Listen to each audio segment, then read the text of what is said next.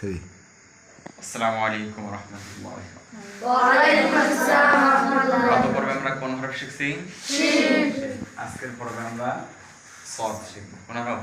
সদ। সদ। সদ। সদ কয় নম্বর মাখরাজ? 12 নম্বর। কয় নম্বর? 12 নম্বর। 12 নম্বর মাখরাজ থেকে তিনটি হরফ উচ্চারণ করে। এর মধ্যে একটা আছে সদ, সিন, জা। তিনটি হরফ। এর মধ্যে একটা আছে কি?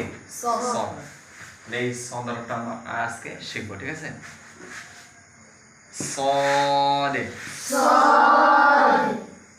সদে সদ। এই হরফটা আদায় করার সময় আমরা 4 আলিফ পরিমাণ টানবো। কয় আলিফ?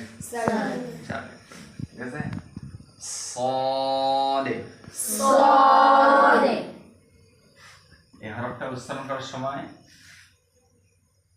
একটু সহজ মনে হলেও যখন জবরজের পেশ হয় তখন একটু কি হয়, কঠিন মনে হয় অনেকের কাছে, কিন্তু আসলে প্র্যাকটিস করলে সবই সহজ। হ্যাঁ, সদ জবর স। স, স। একটু খেয়াল রাখতে হবে। অতঃপর আমরা যে সিন পড়ছি, হ্যাঁ, সিনের সাথে কিন্তু অনেক সময় কি হয়ে যায়, মিলে যায়। মিলে যাওয়া যাবে না। সদ সিন পড়া যাবে না, সিন সদ পড়া যাবে না, তাহলে এটা বড় একটা ভুল হবে। কি হবে? ঠিক আছে? সদ জবর স। স, স। স, স। স, স। সা বলা যাবে? না। সদ জবর সা হবে না, তাহলে সদ জবর স। স। সদের সিন। সদের সিন। সি, সিন। হ্যাঁ, সই, সই। সই সই। মোটা হবে। সই, সই। সই, সই। সই। সই। আবার অনেকে বলবে সই, হবে? সই হবে? না। সই। সই। উচ্চারণ সি হবে কিন্তু মোটা হবে, ঠিক আছে? অনেক খেয়াল করতে হবে এটা। হ্যাঁ, এটা অন্যান্য হরফ যদি 100 বার পড়লে হয়, এটা 1000 বার পড়তে হবে। কতবার? 1000 এটা খেয়াল রাখতে হবে যে এই হরফটা অনেক সময় সিনের সাথে গিয়ে যায়, মিশে যায়। হ্যাঁ, এই জন্য খেয়াল করে করতে হবে, ঠিক আছে? তাহলে সদ জবর স। স, সদের সই। সই, সদ পেশ সু। সো, সু। সো, সু। সো, সু।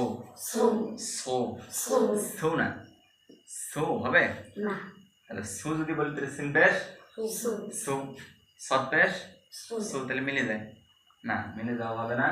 সদ পেশ হচ্ছে সো আর সিন পেশ সু, ঠিক আছে? এটা মোটা, এটা পাতলা। হ্যাঁ, সো, সু। স সই সো, সসই সু। স সই সো, সসই সু। স সই সো, সসই সু। স সই সো। সসই সু। এরপর আমরা বারবার নষ্ট করবো, ঠিক আছে? এটা অনেক কি, অনেকের কাছে এটা অনেক কঠিন লাগে, কিন্তু চেষ্টা করলে অবশ্যই সবাই কি হবে, সহজ হবে, ঠিক আছে? এই জন্য বারবার আমরা চেষ্টা করবো। সম্মানিত দর্শকবৃন্দুরা, আপনারাও অবশ্যই এই হরফটা বেশি বেশি মস্ক করবেন, এবং গত পর্বের যে হরফগুলো যারা দেখেননি অবশ্যই প্লেলিস্ট থেকে দেখে নেবেন। ধন্যবাদ। সকলে ভালো থাকবেন, সুস্থ থাকবেন, সকলে সুস্বাস্থ্য কামনা করি আজকে এখান থেকে বিদায় নিচ্ছি। আসসালামু আলাইকুম রহমতুল্লাহ।